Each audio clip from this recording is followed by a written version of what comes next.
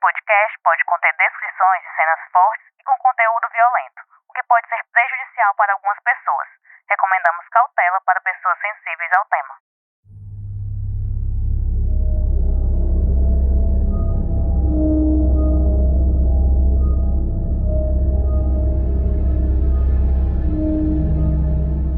Porque nós não podemos financiar a bala que mataram os nossos filhos, nós não podemos ter uma polícia que mata dentro da periferia a qualquer hora, que mata a todo vapor.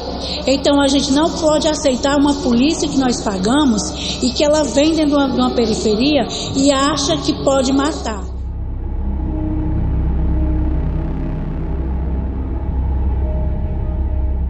É muita crueldade um pai e uma mãe continuar pagando o salário de uma pessoa que matou seu próprio filho.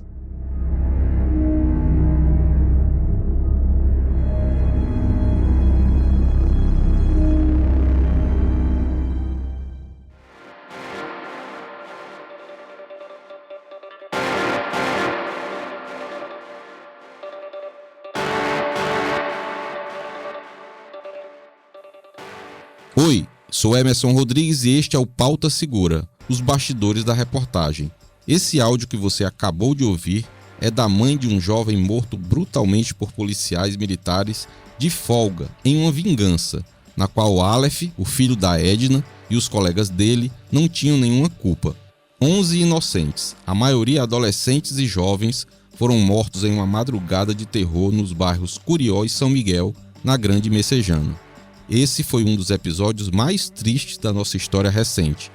8 anos depois, o coletivo As Mães do Curió, da qual Edna faz parte, e a entidade dos direitos humanos encampam uma luta pelo fim da letalidade policial, o que é conhecido como intervenção policial. Essas são as mortes causadas por agentes públicos. Algumas dessas mortes estão amparadas pela excludente de licitude, quando o policial age em legítima defesa própria ou de outros.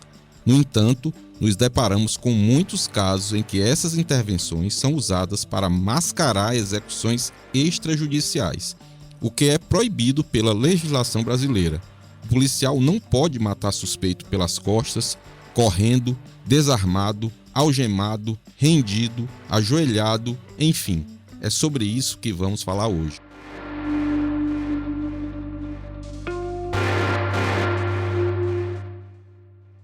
No Ceará, 1.229 pessoas foram mortas por intervenções policiais nos últimos 10 anos, de 2013 a 2022, conforme os dados da Secretaria da Segurança Pública e Defesa Social, coletados pelo Centro de Defesa da Criança e do Adolescente do Ceará, o SEDECA. Já nos primeiros 3 meses deste ano, 39 pessoas já morreram em ações similares. Estou aqui hoje no estúdio com os repórteres Messias Borges e Emanuela Campelo, que fizeram reportagem sobre o tema nessa semana e estiveram presentes em reuniões com representantes das Mães do Curió, de órgãos de defesa dos direitos humanos, do Ministério Público e do governo. Oi, Messias, tudo bem? Oi, Emerson. Oi, Manu. Vamos trazer um debate importante sobre as mortes por intervenção policial nos últimos anos aqui no Ceará e várias perspectivas de pessoas e instituições que têm relação com esse tema. Oi, Manu, tudo bem? Oi, Emerson. Oi, Messias. Se aproxima o primeiro júri dos PMs que são réus por uma morte, na verdade não só uma morte, né? Aconteceu uma chacina na Grande Messejana. E com isso também as Mães do Curió fazem um novo pedido de justiça que a gente vai falar daqui a pouco. Antes de começar, queria deixar alguns pequenos recados rápidos para você se inscrever no nosso podcast, no tocador de áudio da sua preferência. Estamos também no YouTube do Diário do Nordeste. Para quem escuta no Spotify, a gente sempre deixa 2 perguntas lá. Isso vai ajudar a saber o que você está achando do nosso podcast e a saber o que você quer ouvir por aqui. Agora vamos para o episódio.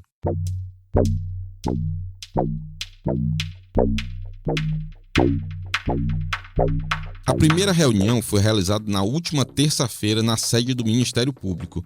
O Messias conta como foi a preparação para a pauta, o dia anterior e a reunião em si.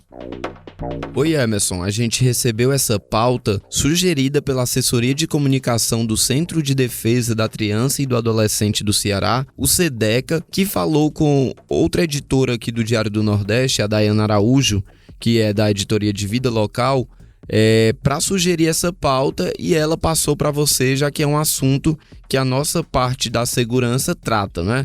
As mortes por intervenção policial, com foco no caso da chacina da Messejana. Então eu falei com o assessor do SEDECA, pedi alguns dados que o órgão poderia ter sobre essa temática e recebi esses números de mortes por intervenção policial no Ceará nos últimos anos, que são dados oficiais da Secretaria da Segurança Pública e Defesa Social, mas foram coletados pelo setor de estatística do SEDECA. Esses números mostram que 1.229 pessoas foram mortas em ações policiais de 2013 a 2022 em todo o território cearense. Isso dá uma média de 122 pessoas mortas por ano, ou 10 pessoas mortas por mês, ou até uma pessoa morta a cada 3 dias. São números preocupantes que nos fazem questionar a polícia, ao governo, porque tantas pessoas são mortas em ações policiais aqui no Ceará.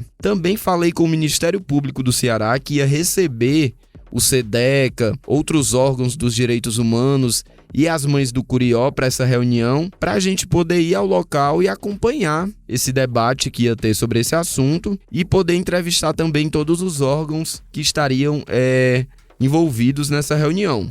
No dia seguinte, na terça-feira, eu fui para a reunião e pude acompanhar o que cada órgão trouxe e qual a visão que eles tinham sobre aquele assunto.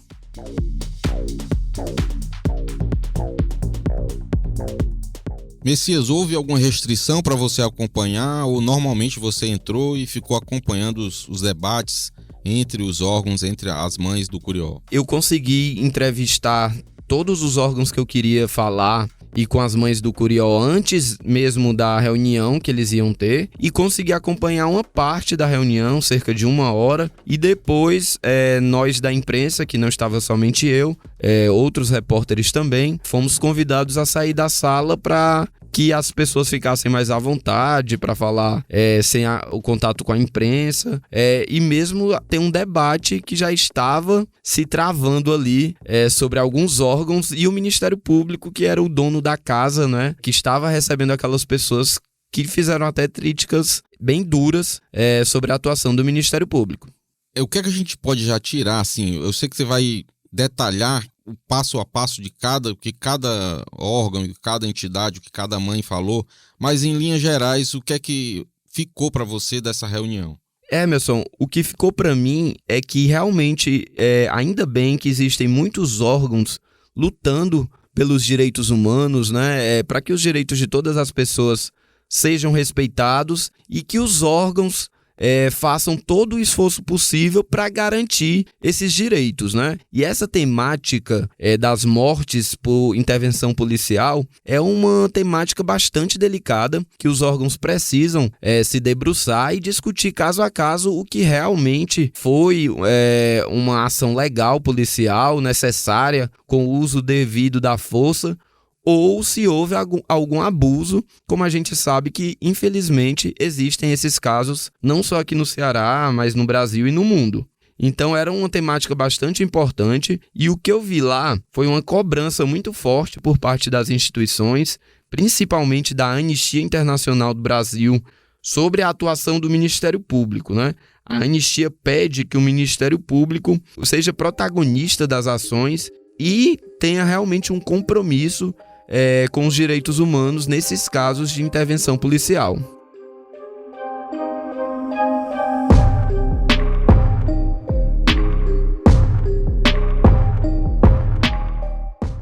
Em contrapartida, teve uma resposta também bastante dura do Ministério Público, porque houve até acusações de que de mães do Curió que são vítimas da violência de alguma forma, né? Perderam filhos, e a gente entende o sentimento delas, mas elas cobraram do Ministério Público e até acusaram o Ministério Público de não ter uma atuação devida, de não se importar com a dor delas, e o Ministério Público, na figura do Procurador-Geral de Justiça aqui no Ceará, o Manuel Pinheiro, deu uma resposta bem dura, dizendo que o Ministério Público aqui no Ceará se preocupa sim com a vida das pessoas, que faz tudo o que é possível para garantir todos os direitos dessas pessoas, dar assistência para as vítimas da violência. E ele até citou, Emerson, que muitos promotores já foram ameaçados de morte nesse caso da chacina da Messejana, e isso mostra o quão é séria a postura e o trabalho desses promotores que não temem pela vida e continuam levando o caso adiante. Messias, você lá conversou com uma das mães mais atuantes desse movimento das mães da chacina do Curió, que é a Edna, né, a mãe do Aleph. Qual a visão dela sobre essa letalidade e, no caso específico, da morte do filho dela? O que foi que a Edna conversou com você?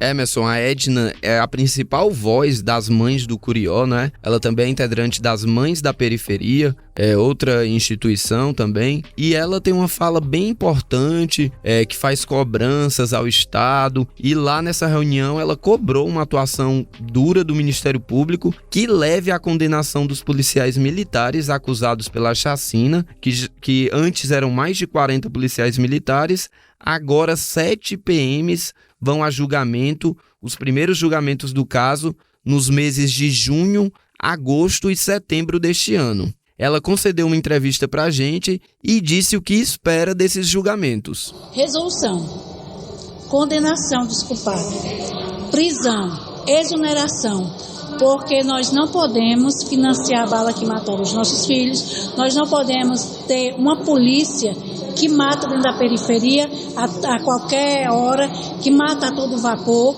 Então a gente não pode aceitar uma polícia que nós pagamos e que ela vem dentro de uma periferia e acha que pode matar. E tendo essa justiça para o Curió, é uma forma de quebrar esse ciclo vicioso que a polícia tem de chegar na periferia e executar. Não era nem para ir para a júri popular, sabe? Eu entendo assim, quando a polícia mata uma pessoa na periferia, não era nem para ir para a júri popular. Era para quê? Para que o Estado reconhecesse o seu erro, o seu crime, que é crime, e condenasse logo os culpados e exonerasse. Porque é muita crueldade um pai e uma mãe continuar pagando o salário de uma pessoa que matou seu próprio filho. Não existe isso, não tem como. A gente sabe que nós vivemos num estado, num país de genocídio, nós sabemos que nós estamos num país da ilegalidade, da injustiça, mas nós acreditamos e nós estamos aqui justamente para cobrar que essa justiça seja feita, que essa justiça não venha falhar conosco. Por quê? Porque mesmo que a gente esteja apreensiva, a gente está confiante também. Confiante sim, porque nós precisamos que a justiça seja feita. É natural que um ser humano entenda que pessoas não podem ser mortas pelo próprio órgão que é pago, pelo próprio povo. Então é isso. Messias, qual o posicionamento da Anistia Internacional e do SEDECA sobre essas mortes causadas pelos policiais? Emerson, eu também entrevistei os representantes da Anistia Internacional Brasil e do SEDECA. A Anistia está com uma campanha que se chama O Ministério Tem que Ser Público, que pede mais efetividade do controle externo da atividade policial em todo o Brasil. E neste caso, já que vieram ao Ceará, vieram também cobrar ao Ministério Público do Ceará. A diretora-geral da Anistia Internacional Brasil, Jurema Werneck, explicou a campanha.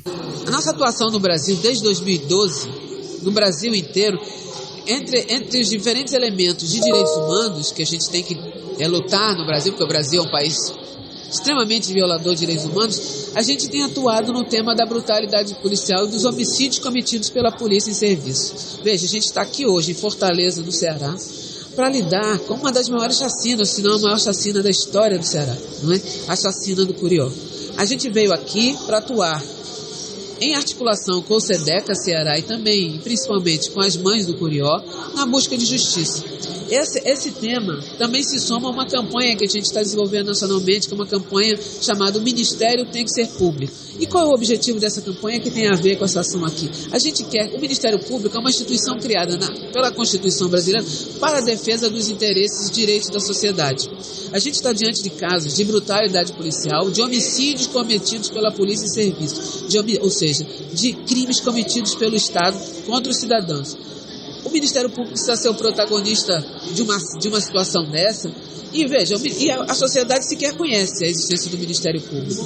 E nesse caso aqui específico, é a maior, ou se não a maior chacina da história do Ceará, envolvendo agentes do Estado, e existem diferentes legislações que obrigam o Ministério Público a fazer várias coisas. Primeiro, atuar antecipadamente para impedir que chacinas como essa aconteçam. Isso se chama controle externo da atividade policial e é um dever inscrito na Constituição do Brasil, e o Ministério Público é responsável por isso. Eu também falei com a coordenadora do Centro de Defesa da Criança e do Adolescente do Ceará, o SEDECA, que é a Mara Carneiro, e ela demonstrou preocupação com o número de pessoas mortas em intervenções policiais no estado na última década. Nós avaliamos que esse número ele não é por acaso, isso faz parte de um modelo de segurança pública que tem sido instalado nesse estado, inclusive queremos falar sobre isso hoje na agenda com o governador Humano, de um modelo de segurança pública que privilegia uma atuação ostensiva, uma atuação violenta em detrimento de uma atuação investigativa, de uma atuação protetiva. A gente vê isso pelo número de concursos para a Polícia Militar, se você compara em número de concursos para a Polícia Civil, em número de concursos para a Polícia Forense, a gente vê isso no orçamento público.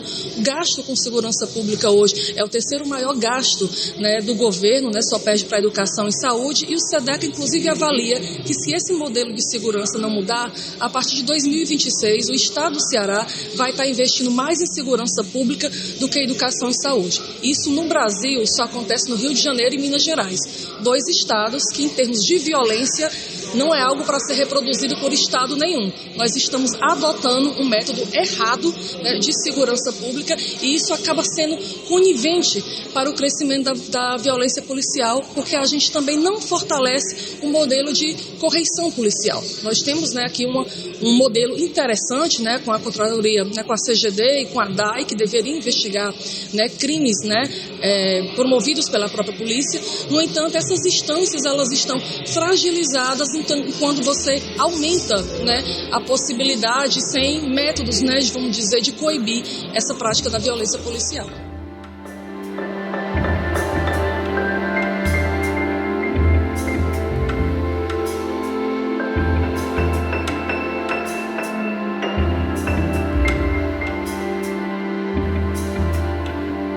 Emerson, só para a gente terminar, sobre esse número de pessoas mortas por intervenções policiais, a Secretaria da Segurança Pública mandou uma nota dizendo que todos os profissionais de segurança do Estado passam por formações com protocolos humanizados para atendimento das ocorrências e que os agentes são orientados a atuar na legalidade, na proporcionalidade e com o uso progressivo da força. Importante a gente ter essa nota da SSPDS para ter o outro lado dessas acusações e da opinião dos outros órgãos, que é de crítica a esse número de pessoas mortas por intervenção policial no Ceará. Perfeito, Messias. Lá também estava o Ministério Público, como você já bem disse. E o Procurador-Geral foi ouvido por você. O que eles pretendem fazer para pelo menos tentar minimizar o problema da letalidade policial? Qual o papel do Ministério Público nessa conjuntura? Exatamente, Emerson. Eu também fui recebido lá pelo Procurador-Geral de Justiça no Ceará, o Manuel Pinheiro, que nos concedeu entrevista garantindo que o Ministério Público realiza o controle externo da atividade policial aqui no Ceará com seriedade e que também faz investigações contra esses policiais. Sobre a chacina da Messejana, ele afirmou que o órgão acompanha o caso desde o início, com apoio e assistência às famílias, e garantiu que vai atuar com afinco nos julgamentos dos policiais militares. 7 promotores já foram designados para os julgamentos que podem durar até 2 ou 3 dias em cada júri marcado para os meses de junho, agosto e setembro deste ano. Vamos ouvir o que o Procurador-Geral Manuel Pinheiro disse. O Ministério Público tem uma missão constitucional de exercer o controle externo da atividade policial. E esse controle externo ele é desenvolvido de várias formas diferentes. Nós temos promotorias especializadas em relação ao controle externo da atividade policial judiciária, da Polícia Civil, que inspecionam as delegacias, examinam os inquéritos policiais que estão em andamento, se os prazos estão sendo cumpridos, se as diligências estão sendo realizadas ou não, emitem relatórios e encaminham às autoridades da hierarquia da segurança pública para a adoção de alguma providência quanto a alguma falha funcional dos delegados, dos investigadores. E, para além disso, nós temos um trabalho muito importante que é realizado pelos nossos órgãos de investigação do próprio Ministério Público. No caso, o GAECO, que é o Grupo de Atuação Especial de Combate às Organizações Criminosas, e o NUINC, que é o Núcleo de Investigação Criminal. O NUINC e o GAECO juntos têm sido responsáveis pela apuração de numerosos casos de crimes envolvendo policiais civis, policiais militares. O Ministério Público tem atuado, nesse caso da chacina do Curió, desde o primeiro momento, acompanhando as investigações. Vários promotores já passaram durante a fase do processo, acompanhando a produção da prova. É um caso, como vocês todos sabem, muito complexo, que envolve uma quantidade muito grande de réus, fatos gravíssimos, que exigem de nós uma atuação muito competente, que dê uma resposta às famílias das vítimas, à sociedade cearense como um todo. Então, nós estamos nos preparando para aquele que vai ser o julgamento mais importante da jurisdição criminal do Ceará na história. E para que nós possamos atender a esse julgamento tão complexo, nós designamos um grupo de 7 promotores de justiça, o titular, que está com o processo, e mais 6 colegas experientes em trabalhar em processos do Tribunal do Júri, para que possam se revezar, né, porque muito provavelmente essas sessões vão durar 2, 3 dias, cada uma delas. E nós temos feito aqui, nesse grupo de trabalho, várias reuniões de alinhamento para que todos conheçam o processo a fundo. Estamos relembrando alguns fatos, nos preparando, visitando os locais, fazendo filmagens, fotografias, preparando a forma mais eficiente possível para que o Ministério Público possa ter uma atuação eficiente e competente durante as sessões e que possa prevalecer o interesse da sociedade na punição dos culpados. É isso. Obrigado, Messias. Parabéns pela matéria e obrigado por ter participado mais uma vez aqui do Pauta Segura. Emerson, eu que agradeço o espaço. A gente sempre faz matérias sobre intervenções policiais que terminam de uma forma trágica, né? Com mortes, sendo de suspeitos ou de pessoas que não tinham nenhuma ligação com aquela ocorrência. A gente sempre acompanha esses casos, vamos continuar acompanhando, como também vamos acompanhar o julgamento da chacina da Messejana, que está por vir já com 3 sessões, mas pode ter mais sessões nos próximos anos. Vamos continuar acompanhando aqui no Diário do Nordeste. Valeu, Messias. Já na quarta-feira houve um evento histórico. Pela primeira vez em 8 anos, representantes do movimento As Mães do Curió foram recebidas pelo governo do estado. O governador Elmano atendeu e recebeu as mães. O antecessor dele, o Camilo Santana, nunca recebeu as mães, mas o Elmano sim. E a Emanuela esteve lá. Conta aí, Manu, como foi. Para começar, teve um atraso grande, né? Eu mandei você ir para lá, você demorou para ir porque sabia que estava atrasado e mesmo assim, quando você chegou lá, ainda atrasou um pouquinho mais, que fez até com que a representante da Anistia Internacional perdesse o encontro, porque tinha um voo. Fala aí os detalhes dessa apuração, Emanuela. Isso.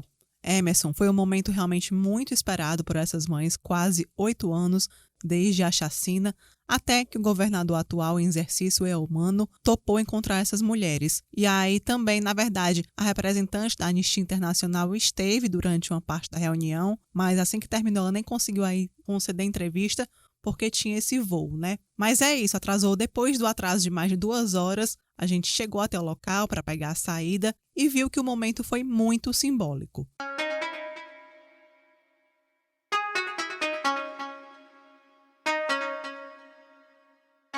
Foi pela primeira vez, depois de quase 8 anos, né, que essas mães foram ouvidas pelo maior representante do Estado. Além das mães do Curió, também estiveram na reunião no Palácio da Abolição o SEDECA e a representante da Anistia Internacional durante um período. Enquanto imprensa, a gente até chegou depois do ocorrido porque já tínhamos a informação que a gente não poderia acompanhar essa reunião, que ela acontecia de porta fechada. Durou quase 1 hora, a gente esperou um pouco e na saída conversamos com algumas mães. Uma dessas mães, né, além da dona Edna, que o Messias já citou aqui, que ela sempre é muito ativa representando a causa, outra mãe que também estava lá foi a dona Silvia, que também é muito atuante no coletivo Mães do Curió. Ela é mãe de 2 sobreviventes da chacina. Na verdade, até pelo que eu lembro, eu nunca tinha falado com a dona Silvia nesses anos todos, né? E a história dela realmente, assim, a história dos filhos dela é muito chocante.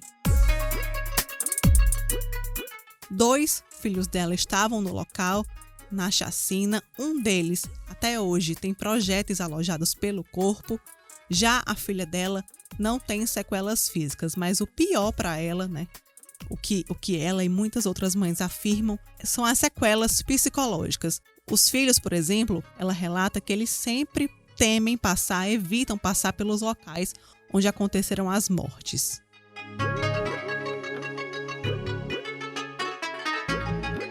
Traumático ainda.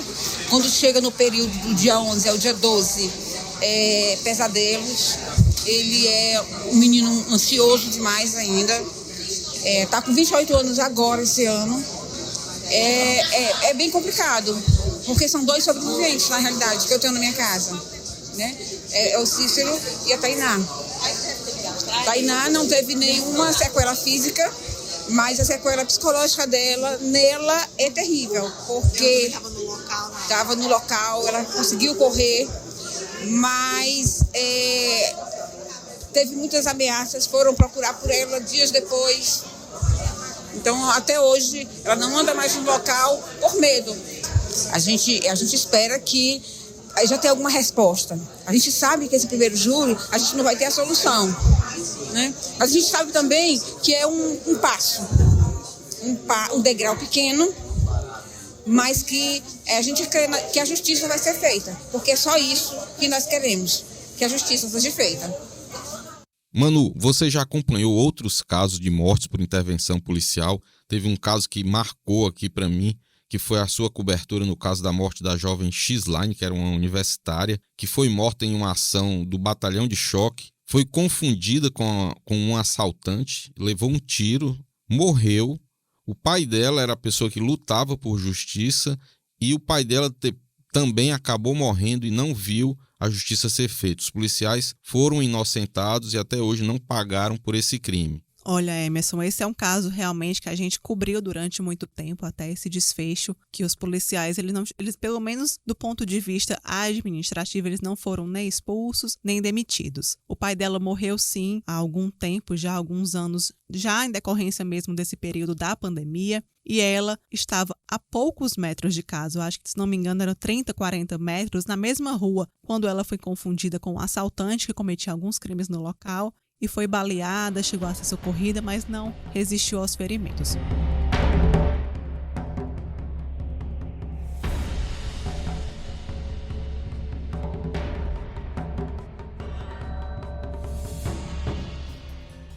Pois é, infelizmente ele não viu os culpados pela morte da filha serem punidos. Manu, o governo também está sempre sendo muito cobrado por uma atuação mais rígida, inclusive para fortalecer a Controladoria Geral de Disciplina dos órgãos de segurança pública e sistema penitenciário. E quais são esses planos, de fortalecimento? Porque, inclusive, era proposta de candidatos adversários ao candidato vencedor, que foi o Elmano, era de extinguir a CGD. Aí se você imagina, se já ocorrem tantas mortes assim dessa forma pela polícia com a atuação da CGD, você imagina se a CGD foi extinta, né? O que é que a gente também tem noticiado muitos casos de policiais envolvidos em outras atividades criminosas, além dessas intervenções, policiais de folga, policiais cometendo extorsões. E imagine se a CGD não for fortalecida, como é que vai ficar a situação? Me diz aí o que é que o governo tem planejado para fortalecer a CGD e quem foi que falou com você lá? Emerson, infelizmente, nas últimas semanas são muitos casos envolvendo policiais militares, policiais civis, às vezes policiais penais, que a CGD aí vem dando conta, né? Algumas operações que eles também deflagram. A gente teve uma operação recente que foi relacionada aí ao jogo do bicho. Bem, sobre a CGD, né? O que o governo tem em mente, o que eles afirmam aí que está no plano do governo para a CGD. Logo depois dessa reunião, quem falou com a gente foi o assessor especial da chefia de gabinete, o secretário Nelson Martins. Ele resumiu alguns pontos tratados na reunião, como o ponto de fortalecer a CGD. Esse pedido de fortalecer a CGD teria partido das próprias mães do Curió, que reconhecem o trabalho da controladoria nesse caso e em muitos outros. Foi falado por parte do governo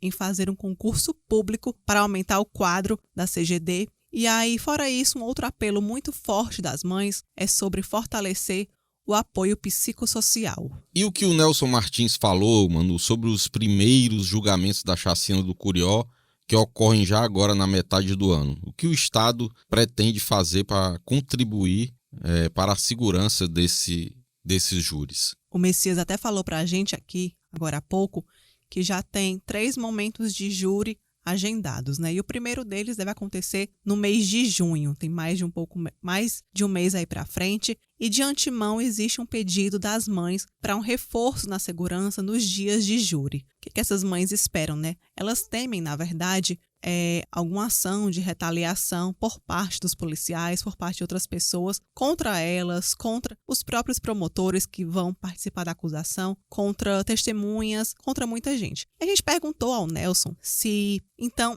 existe a possibilidade, de repente, de fazer uma força-tarefa na segurança, mas até o momento ele disse que isso não poderia confirmar, mas que existe sim uma intenção do governador em conversar com o presidente atual do Tribunal de Justiça do Ceará para tratar sobre esse reforço aí para o júri, que a expectativa é que esse primeiro acontecer em junho dure aí pelo menos 4 dias. Vamos ouvir agora um pouquinho uma parte da fala do Nelson. Em relação ao dia do julgamento, que acho que a primeira etapa vai ser dia 20 de junho, salvo engano meu, você ter uma logística de segurança, tanto para os familiares, não é? E também, é claro, nós estamos preocupados com os promotores que vão fazer a acusação, com os defensores que vão fazer auxiliar também nesse processo. Então, o governador vai conversar com o doutor Abelardo, do Tribunal de Justiça, para ver uma melhor forma de garantir essa segurança. E pediram uma melhoria da estrutura da CGD. O governador declarou peremptoriamente que, antes do final do governo dele, ele fará toda uma reformulação e uma reestruturação na CGD, inclusive fazendo concurso público para que a CGD possa continuar exercendo, né, e melhorando cada vez mais o seu trabalho. Você sabe que a nossa CGD aqui é a única do Brasil que é totalmente dissociada da Secretaria de Segurança Pública. Ela é independente e autônoma, né? Esperamos que tudo corra bem no júri, né? Que não tenhamos nenhum contratempo e que a justiça seja feita.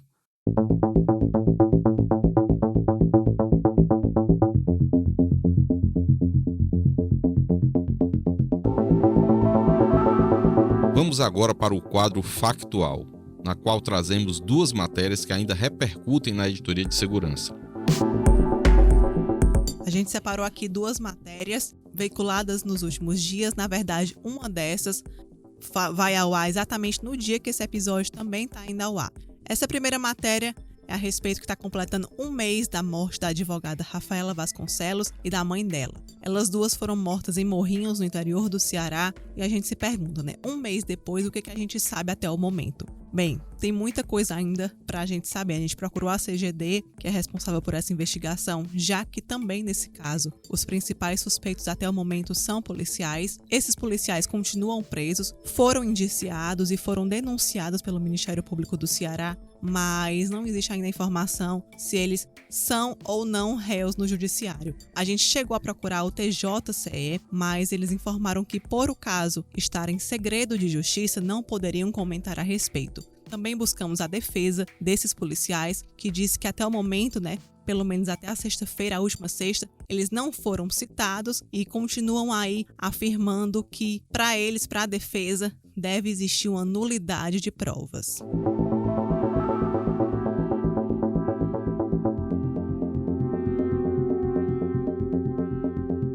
Outra matéria que a gente traz aqui, essa publicada nos últimos dias, a respeito de alguns episódios trágicos de violência contra a mulher.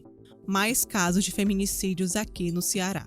Em um fim de semana, de sexta até domingo, 3 mulheres foram mortas no Ceará. 2 casos foram em Fortaleza e um na cidade de Ubajara, no interior do estado.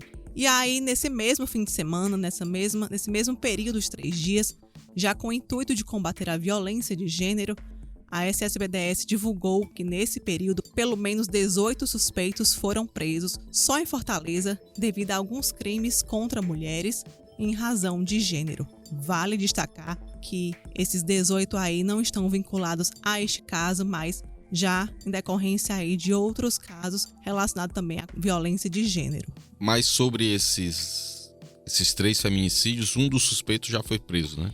Isso, o suspeito responsável pelo feminicídio em Ubajara. Até a sexta-feira, a gente tinha informação que esse foi preso e os outros 2 aí responsáveis pelas mortes das vítimas em Fortaleza continuavam foragidos. Finalizamos aqui o Pauta Segura. Gostaria de agradecer a quem nos ouviu até aqui. Muito obrigado.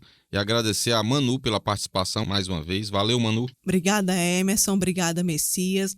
A gente continua aqui acompanhando todos esses casos aí relacionados à letalidade policial. Realmente são números que nos entristecem muito, saber que, de repente, pessoas que eram para estar do lado da população, realizando a segurança, sabemos que, felizmente, ainda é uma minoria, mas não podemos deixar de falar desses casos.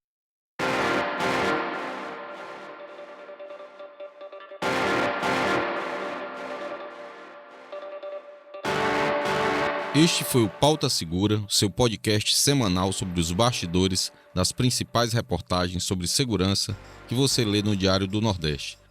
Gostaria de pedir para você compartilhar o nosso podcast com parentes e amigos. Se você tiver qualquer sugestão, crítica, dúvida ou foi citado e quer direito de resposta, envie um e-mail para podcastpautasegura@svm.com.br. Esse podcast foi produzido e roteirizado por mim, pela Manuela Campelo e pelo Messias. Eu também fiz a edição de áudio, a voz da abertura da repórter Tatiane Nascimento. Nós usamos áudios feitos pela nossa equipe. A supervisão do conteúdo é da Aline Conde e da Giovana Rodrigues, a coordenação de núcleo é da Karine Zaranza e a gerente de jornalismo é a Ívila Bessa. Espero vocês para conhecer os bastidores de mais uma grande reportagem aqui do DM. Até semana que vem.